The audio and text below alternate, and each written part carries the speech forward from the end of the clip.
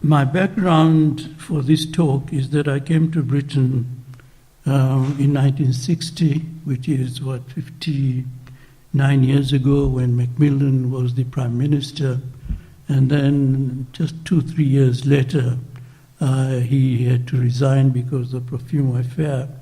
And then most significantly, I think, for this country as such, you had the election of Harold Wilson as the Prime Minister in 1964. And I think the 1960s was a sort of a watershed decade between a very class-conscious British society and a society that was beginning to modernize and coming out of the Second World War, although it had been by then 15 years. But they were now beginning to modernize, and then there were quite a few interesting things which happened in that decade. Of course, we look back and we see music, fashion, but also abolition of the death penalty, etc. And I think seeds were then being sown of a civil culture that was beginning to be slightly more liberal in outlook. And what was the Muslim position? When I came in 1960, there were two main mosques, at least in the southern region of Britain. One, of course, was the Shah Jahan Mosque at Woking, and the other was the East London Mosque. And if we fast forward today, we of course see the situation has changed dramatically almost. And we have these two figures in the forefront. Sadiq Khan is the Mayor of London, and Sajid Javed is the Home Secretary. And the question to ask is, how has that happened? And when I talk of these two, I would like to talk of them as Sajid Javed, Home Secretary, who is a Muslim. He is not a Muslim Home Secretary. Okay, so that's what has happened in between. I think primarily, of course, we all know the history of the Muslim population has increased, mosques and educational institutions have increased, and it reflects Muslim diversity of language, ethnicity, race, etc., etc. But what we need to remember that period between 60s, 70s, almost half of 80s, Muslims were part of a larger mosaic. And that larger mosaics, there were also communities of faith from other countries, other societies, who shared similar characteristics. And amongst them, of course, race was very much the predominant one, who were, so to speak, in the same boat. So the government response to them had been sort of as a bloc. Not so much as a bloc, but as a people who had a majority of similar characteristics, as it were. And Muslims tended to be positioned only at particular times, for instance, as such. For instance, when there were Middle East conflicts, etc. As part, but otherwise they were mostly treated as part of other ethnic communities.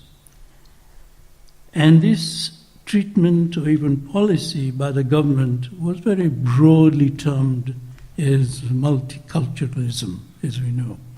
So that we have Tony Blair saying, for instance, in 2000, that multiculturalism, that the notion has been formed by a particularly rich complex of experiences. How can we separate out the Celtic, the Roman, the Saxon, the Norman, the Huguenot, the Jewish, the Asian, and the Caribbean and all other nations that have come and settled here. Why should we want to? It is precisely this rich mix that has made all of us what we are today.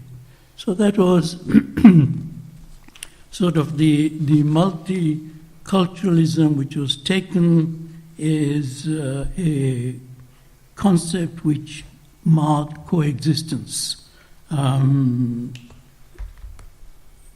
various communities, one recognizing the other, etc. Very sort of idealistically so. Then, of course, came 9/11, and of course the whole situation changed. Almost all the situation changed. We all know that, to the point that now Cameron was looking at this multiculturalism as a divisive sort of concept. He wanted it very much confined to just culture, as we would define culture, meaning just amongst the community as such. I'm not going, this itself is simplified, and I don't want to go more sort of into how we have come up to here, because most of us sort of know this, and my time is limited anyway. But the question then is to ask, where are we going from here? Okay, now that the situation is like this, and I realize that the two parts of my talk may not be quite so linked conceptually, but I would like to at least project one or two thoughts in terms of where are we going as Muslims. Hazarded sort of some advice. May I follow in his footsteps, and also put forward some notions of where I think we should be going. I think the first thing is to be very clear that there is external understanding or perception or projection of Islam, of British Islam. I'm using the title of this organization, of British Islam, and there is an internal development, understanding, projection of British Islam. And if we go to the relationship of British Muslims to other communities, I think this has to remain externally for Muslims the really main focus, and to the nation as a whole, and to the wider community. I think we have long jettisoned that term host community, because that gave a wrong impression of who we are, who Muslims are as such. And I think this would be best expressed, in my opinion, and nurtured through participation in civil culture of Britain, be it civil societies, joint projects, and enterprises, participation on local councils, is, of course, it's being done today, and participation in welfare societies, and in this, where we are in this building, human rights activism as such. I think that's where Muslims really need to take part, not as Muslims, but as people. And I think that is a point. That's where I say that, okay, Sadiq Khan to me is a mayor of London who is a Muslim. Not even who happens to be a Muslim, no, who is a Muslim. Because I don't think the two, you can separate the two, and by saying it just happens by luck as such. So, to end then this part, the external part, to me there are 5 concepts which we need to develop. And that is voluntarism, a sense of voluntarism, meritocracy, professionalism, a sense of pluralism, and ethics. I think that those are to me, the very five principles for the external. And as for the internal ones, the pluralism is also internal to the Muslim community. The understanding of every section of the Muslim community by the other, recognizing that each is true to itself and just living it at that. And to begin to recognize that what we call British Islam is very, very diverse, and that its core, so if it is diverse, what is its core? Its core, to me, is exactly what we recognize as the definition of a Muslim, and nothing more. And that is it. That La ilaha illallah Muhammad Rasulullah, full stop. And that's it. And I think that then would be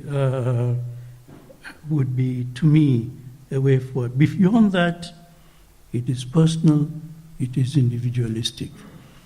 Every course on modernity, quote unquote, says that we need to recognize three things in relation to its connection to religion. One, that the emphasis now is shifting among people who are in this country, who profess to be Muslims or others, to focus on this world rather than the next. The next features now very, very tendentially, if you like, perhaps, in thoughts of young Muslims. And I think there is a lessening also. The second is to recognize also that that force of tradition, which we, in the 60s, we had come with it to this country, that force of tradition is lessening. And what is taking its place is a varied factors. We don't know what they are, but there is some sure research on this. And finally, the stronger and stronger force of individual choice and of individual space. I think these now are sort of the factors which I see over this. So whereas these three, when I came in 1960 among smaller conclaves of or enclaves of Muslims, very strong. Now I feel, as I said, this is not an academic paper, I haven't done any sociological research, but I feel that there is a loosening of these aspects. So what are their impact? I think that is what we need to discuss. But then when you look at it broadly, the internal and the external have to go hand in hand. Thank you.